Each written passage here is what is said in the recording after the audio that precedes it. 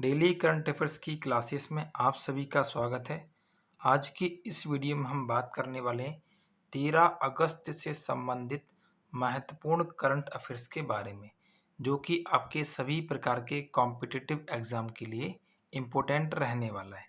ठीक है, और इस करंट अफेयर्स की वीडियो का जो पीडीएफ रहेगा मैं वो आपको डिस्क्रिप्शन बॉक्स में दे दूंगा। और यदि आप हमारे चैनल पर नए हैं तो हमारे चैनल को सब्सक्राइब कीजिए और साथ ही साथ हमारे करंट अफेयर्स की वीडियो को सबसे पहले प्राप्त करने के लिए बेल आइकन को भी प्रेस कीजिए। ठीक है, तो चलिए बिना देरी की वीडियो स्टार्ट करते हैं। आज का जो पहला प्रश्न है आपके लिए भाई क्या है कि हाल ही में भारत ने भू प्रेक्षण, जिसे अपन क्या बोलते हैं, निगरानी रखने एवं आपदा प्रबंधन के लिए एक उपग्रह लॉन्च किया है। इस उपग्रह को किस रॉकेट या लॉन्चर से प्रक्षेपित किया गया है? देखिए, सबसे पहली बात तो यह उपग्रह आज ही के दिन, आज मतलब कब, 12 अगस्त को इसको लॉन्च किया था। कल, सॉरी, आज तो 13 तारीख है, 12 अगस्त को इसको लॉन्च किया गया था प्रातःकाल 5:45 पर। लेकिन हुआ क्या, ये वाला जो उपग्रह है ये क्या हो गया, फेल हो गया, मतलब ये सक्सेसफुली लॉन्च नहीं हुआ है। तो इसे जो लॉन्च किया गया था GSLV F10 के द्वारा इसको लॉन्च किया गया था। ठीक है, तो ये बात आपको इसमें याद रखना है।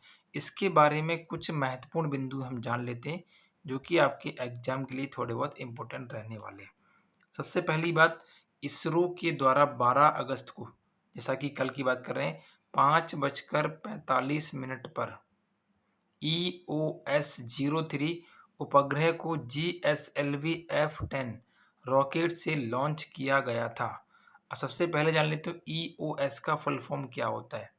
तो EOS मतलब क्या होता है, अर्थ ऑब्जर्वेशन सैटेलाइट, मतलब ऐसी सैटेलाइट जिसका काम होता है निगरानी रखने का, साथ ही साथ जो आपदा प्रबंधन और भू प्रेक्षण का काम करती है। ठीक है, इसे आई इन द स्काई के नाम से भी जाना जाता है। लेकिन ये वाला जो मिशन है हमारा क्या हो गया, टोटली फेल हो गया है। भले ही ये फेल हो गया है लेकिन इससे संबंधित ये बातें हमें फिर भी याद रखना है एग्जाम के लिए। ठीक है, अब देखिए यहाँ पे टर्म आया GSLV F10, ये क्या होता है, तो इसका फुल फॉर्म क्या होता है, जियो साइंक्रोनियस सैटेलाइट लॉन्चिंग व्हीकल, मतलब एक प्रकार का भू स्थायी उपग्रह व्हीकल यान होता है जिसकी सहायता से हम किसी भी उपग्रह को पृथ्वी की बाह्यतम कक्षा में स्थापित करते हैं। इस व्हीकल उपग्रह को पृथ्वी से लगभग 36,000 किलोमीटर की ऊंचाई पर स्थित HEO, मतलब क्या होगा, हाई अर्थ ऑर्बिटल कक्षा में इस उपग्रह को स्थापित करता है। मतलब कहने का मतलब है ये एक प्रकार का क्या होता है, आपका व्हीकल होता है, वाहन, जिसका काम क्या होता है, जिस प्रकार से हम मोटर बाइक या कार वगैरह पे हम बैठते हैं, व्हीकल होता है वो, हम उसी में बैठ के हम आगे पीछे या पर कहीं कहीं जाते हैं अलग अलग स्थानों पर। उसी प्रकार से किसी भी लॉन्चिंग पैड पर यह जो व्हीकल होता है, इस व्हीकल में सबसे आगे लिखा लगा होता है कि आपका सैटेलाइट, केवल यह एक वाहन का काम करता है, व्हीकल का काम करता है, मतलब उस सैटेलाइट को अर्थ का जो ग्रेविटेशन होता है उससे बाहर ले जाने का काम करता है। तो ये टर्म भी आपको इसमें याद रखना है। चलिए इसी में आगे बढ़ते हैं अपन। एक और इसमें अगली बात है इसी में कि इसे लॉन्च कहाँ से किया गया था, तो सतीश धवन स्पेस सेंटर, जो कहाँ पर है, हरिकोटा, ये कहाँ पे पड़ता है, आंध्र प्रदेश राज्य में ये पड़ता है। सतीश धवन स्पेस सेंटर के दूसरे लॉन्च पैड से इस सैटेलाइट को सुबह 5:45 पर लॉन्च किया गया था, जो कि पूर्णतः क्या हो गया, असफल रहा। क्यों रहा, क्योंकि इस इंजन में या इस उपग्रह में जो जो GSLV है, इसमें जो इंजन लगा हुआ था, इसमें क्या आ गई, तकनीकी खराबी, और तकनीकी खराबी के कारण ये क्या हो गया, असफल हो गया। यदि हम इसमें बात करें इसरो के बारे में, इसरो है क्या, तो इसरो का फुल फॉर्म क्या हुआ, इंडियन स्पेस रिसर्च ऑर्गेनाइजेशन। इसका हेडक्वार्टर कहाँ है, बेंगलुरु में, और इसकी स्थापना 15 अगस्त 1969 में की गई थी। 15 अगस्त के दिन हमारा देश आज़ाद हुआ था। ठीक है, और ये क्या है, 1969, तो उसी के व्याप पर आप इसको याद कर लेना। इसके चेयरमैन कौन है, K. शिवन।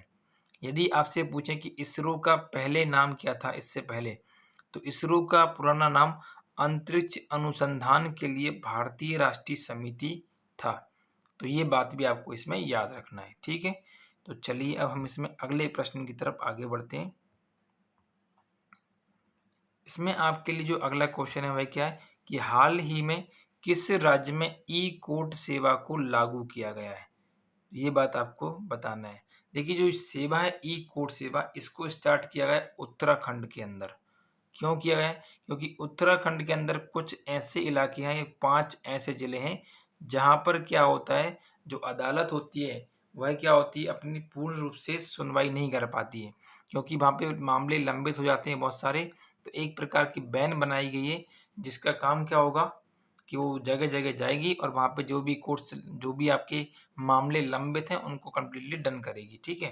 तो पेपर के लिए इतना याद रखना कि ई कोर्ट सेवा कहाँ पर लागू किया गया है, कहाँ पर इसको शुरू किया है, तो आंसर क्या होगा उत्तराखंड। तो चलिए इसके बारे में कुछ बिंदु हम जान लेते हैं। हाल ही में उत्तराखंड राज्य के 5 जिलों में लंबित केसों की जल्दी सुनवाई के लिए ई कोर्ट सेवा को शुरू किया गया है। ई कोर्ट एक इंटरनेट मोबाइल वैन सेवा है, इसे मोबाइल कोर्ट के नाम से भी जाना जाता है, ठीक है। तो ये बात भी आपको इसमें याद रखना है। यदि हम बात करें उत्तराखंड की, तो इसकी राजधानी क्या है, देहरादून, और इसकी प्रस्तावित मतलब आने वाले समय में राजधानी क्या होने वाली है, गैरसैंण।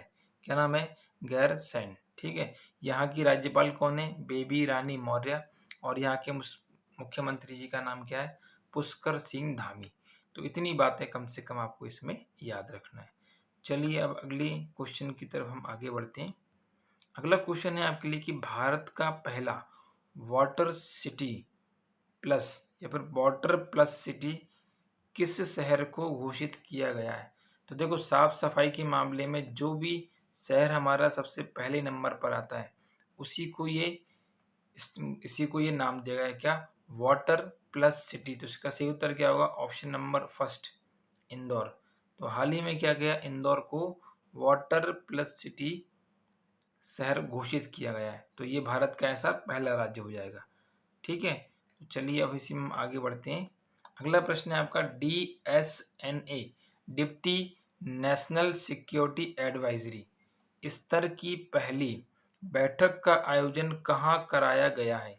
तो इस बैठक की मतलब इससे ऐसे पूछ सकते हैं कि DNSA 2021 की जो पहली वाली बैठक हुई है, फर्स्ट समिट जो हुआ है वो कहाँ पे किया गया है, श्रीलंका के कोलंबो में। तो ये बात आपको इसमें याद रखना है। इससे संबंधित कुछ बिंदु को हम जान लेते हैं। तो चलिए जरा आगे बढ़ते हैं इसी में हम।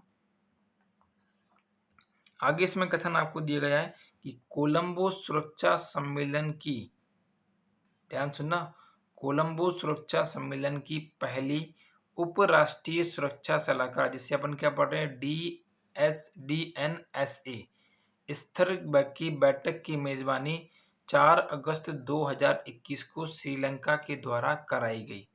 तो आपसे केवल इतना पूछ सकते हैं इसमें कि DNSA की जो बैठक हुई है वो कहाँ पर कराई गई। तो कहाँ पे कराई गई, श्रीलंका में।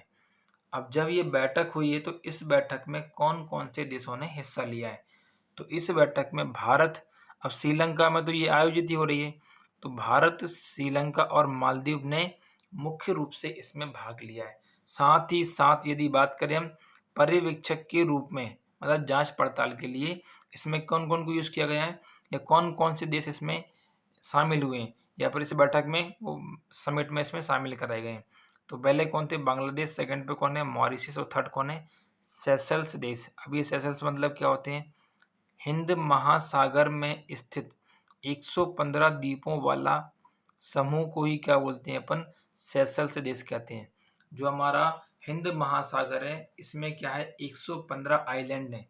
तो इन आइलैंडों के समूह को ही क्या कहते हैं अपन, सेशल्स कंट्री कहते हैं। ये वाली कंट्री भी क्या है, इस वाली समिट में पर्यवेक्षक के रूप में शामिल की गई थी, ठीक है। तो इतनी बात आपको इसमें याद रखना है। चलिए अगले क्वेश्चन की तरफ आगे बढ़ते हैं हम। अगला प्रश्न है आपके लिए कि जायद तलवार 2021 नामक नौसैनिक अभ्यास किन दो देशों की सेना के बीच में होता है। तो इस प्रश्न का सही उत्तर क्या होगा, भारत और यूएई, भारत और यूएई के बीच में इस नौसैनिक अभ्यास को आयोजित कराया जाता है। तो इसका सही उत्तर क्या होगा? Option number third.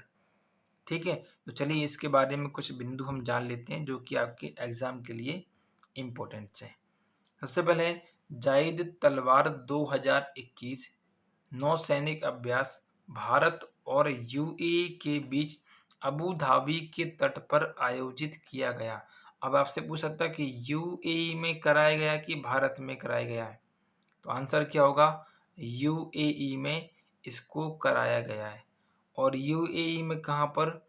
Abu Dhabi के अंदर। यदि हम बात करें यूएई की तो इसका फुल फॉर्म क्या होता है? यूनाइटेड अरब अमीरात, संयुक्त अरब अमीरात। राजधानी क्या है? Abu Dhabi. यहाँ पे जो मुद्रा चलती है क्या है? दिरहम। और यहाँ के राष्ट्रपति का नाम क्या है? खलीफा बिन जायद अल नहयान। और यहाँ के प्रधानमंत्री क्या है? मोहम्मद बिन राशिद अल मखतूम मखतूम। ठीक है, तो ये बात कम से कम आपको याद रखना है। पेपर के लिए केवल इतना याद रखना कि जायद तलवार जो अभ्यास होता है, जो कि एक प्रकार का नौसैनिक अभ्यास है, यह भारत और यूएई की नौसेना के बीच में से आयोजित कराया जाता है। ठीक है, चलिए अब आगे बढ़ते हैं अपन। अगला प्रश्न है आपका इसमें कि उत्तराखंड सरकार ने वंदना कटारिया को राज्य का ब्रांड एम्बेसडर बनाया गया है। तो वंदना कटारिया किस खेल से संबंधित हैं? तो जो ये आपको खिलाड़ी देख रहे हैं, नाम है इनका क्या? वंदना कटारिया। ये उत्तराखंड की निवासी हैं, इसलिए उत्तराखंड की सरकार ने इन्हें अपने राज्य का ब्रांड एम्बेसडर बनाया है। तो ये किस खेल से संबंधित है? हॉकी। तो ओलंपिक में हॉकी टीम है जो पुरुष वाली, वो तो आपका ब्रॉन्ज मेडल जीत के आई, लेकिन जो महिला टीम है वो क्या हो गई थी? ब्रॉन्ज के लिए खेली थी, लेकिन वो उसमें हार गई थी। ठीक है, तो पेपर के लिए आप क्या याद रखोगे? वंदना कटारिया को उत्तराखंड राज्य का क्या बना दिया गया? ब्रांड एम्बेसडर बना दिया गया है। ठीक है, तो चलिए उत्तराखंड के बारे में कुछ बिंदु अपन जान लेते हैं। देखिए यहाँ पे कुछ बिंदु हैं आपके लिए। तो वंदना कटारिया भारतीय हॉकी टीम की खिलाड़ी हैं, तो पहली बात तो आप ये याद रखेंगे। ठीक है, इन्हें हाल ही में उत्तराखंड सरकार द्वारा राज्य का ब्रांड एम्बेसडर बनाया गया है।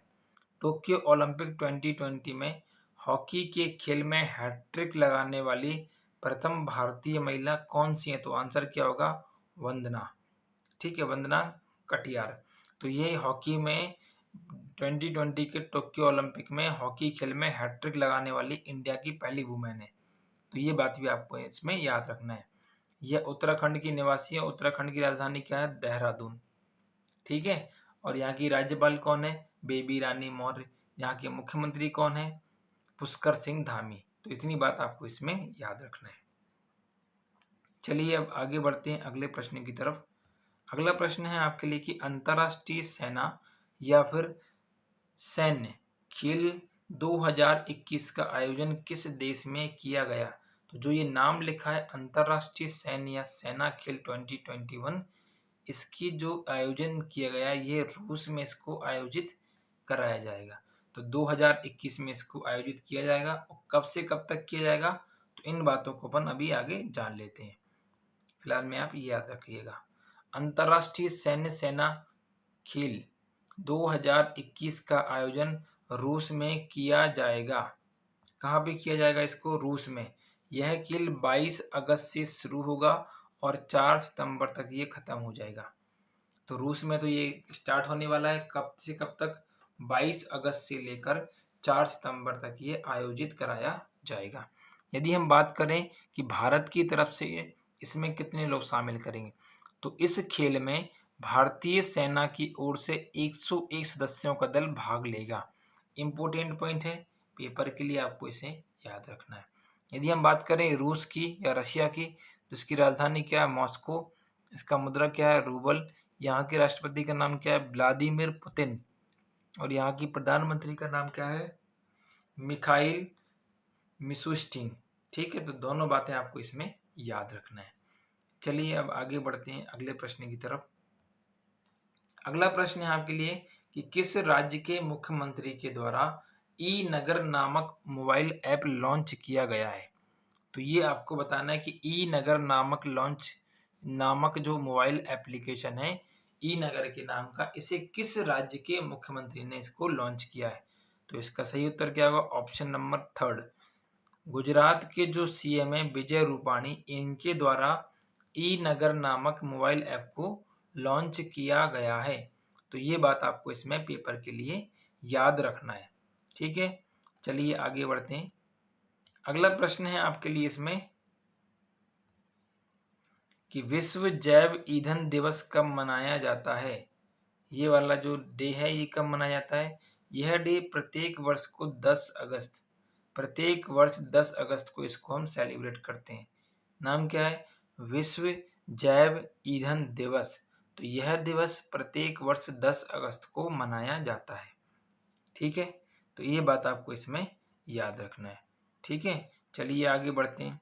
हाल ही में संसद के द्वारा कौन सा संविधान संशोधन विधेयक 2021 पारित किया गया है? जैसे यदि मैं आपसे पूछूं कि जीएसटी जब लागू की गई थी तो उस समय संविधान का संशोधन कौन सा था? 101वां। और अभी मैं आपसे पूछ रहा हूँ कि अभी रिसेंटली संविधान में संशोधन का विधेयक पारित किया गया है, तो उसके आधार पर ये कौन से नंबर का है? तो इसके आधार पर यह है 127वें नंबर का। तो संसद के द्वारा संविधान संशोधन ये कौन से नंबर का हो गया? 127वां संविधान संशोधन वर्ष 2021 में किया गया। तो ये बात आपको इसमें याद रखना है। चलिए अब हम इसमें आगे बढ़ते हैं और कल का जो प्रश्न है उसके आंसर को हम जानते हैं। प्रश्न मैंने आपसे पूछा था कि हाल ही में आयोजित UNSC United nation security council की बैठक की अध्यक्षता किसने की? तो इसकी अध्यक्षता भारत के द्वारा की गई और भारत में किसने की? प्रधानमंत्री नरेंद्र मोदी जी के द्वारा। तो ऐसा अभी तक के इतिहास में पहली बार हुआ है कि भारत को यूएनएससी की अध्यक्षता प्राप्त हुई है और ये अध्यक्षता लगभग 1 माह तक ही रहती है हमारे पास। ठीक है, तो इसको हेड कौन करेंगे? भारत के प्रधानमंत्री माननीय नरेंद्र मोदी जी। ठीक है, तो ये बात आपको इसमें याद रखना है। चलिए अब हम आज का होमवर्क ले लेते हैं। आज का होमवर्क है जो आपके लिए वह क्या है कि भारत की पहली हाइड्रोजन युक्त ट्रेन या हाइड्रोजन फ्यूल से चलने वाली ट्रेन किस राज्य में शुरू की गई है? तो ऑप्शन मैंने आपको दिया महाराष्ट्र, गुजरात, हरियाणा अथवा फिर पंजाब। तो चारों में से जो भी आपका सही उत्तर होगा उसको आपको कमेंट करना है। साथ ही साथ आपके लिए एक क्वेश्चन है, यहाँ पे क्या लिखा है? हाइड्रोजन से चलने वाली ट्रेन। और मेरा क्वेश्चन है आपसे कि हाइड्रोजन से चलने वाली बस पहली बार कहाँ पर स्टार्ट की गई? ये कहाँ से पूछ रहा हूँ मैं, कहाँ पे स्टार्ट की? तो ये आपको बताना है इन चारों में से क्या आंसर होगा। और मैंने आपसे पूछा है कि हाइड्रोजन बस पहली बार कहाँ चलाई जाएंगी भारत में? तो ये बात आपको कमेंट करके इसमें बताना है। ठीक है, चलिए आज के लिए इतना ही रन देते हैं। आज के लिए इतना ही, मिलते हैं हम करंट अफेयर्स की एक अगली वीडियो में। तो तब तक के लिए नमस्कार, धन्यवाद।